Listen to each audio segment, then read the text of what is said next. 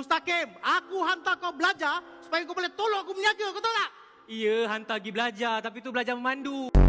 Kau nak bantu ayah kan? Betul. Nak tolong ayah kan? Ya. Kau jaga cawangan ayah. Baik, dekat mana? Tu? Hai. Okey, kalau ni cawangan, yang ini apa? HQ. Sekarang ni kalau kita berniaga macam ni, orang bodoh mana nak datang beli ikan kat parking? Betapa bodohnya diriku.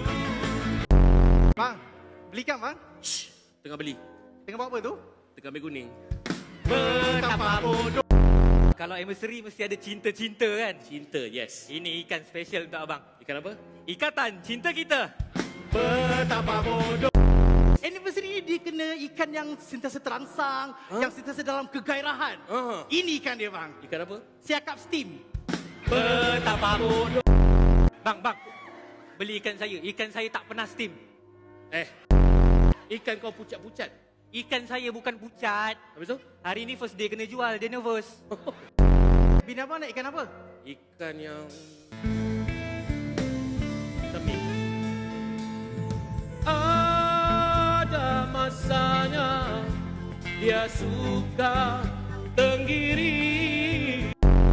Bang, beli ikan saya. Ikan saya bagus untuk jawline. Tak nak. Bang, ikan saya bagus untuk kelemomo. Tak nak. Ikan saya bagus untuk tenaga batin. Tak. Oh, ada problem. Saya orang majlis.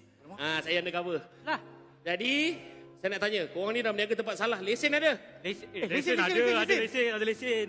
Ni. Dia mau belajar mandu. Ada. Bapak saya hantar. Ini lesen memandu. Minta apa? Permit berniaga kat sini. Apa ada permit? Permit ada. Permit ada. Nampak? Ini. Permit. Ini permit.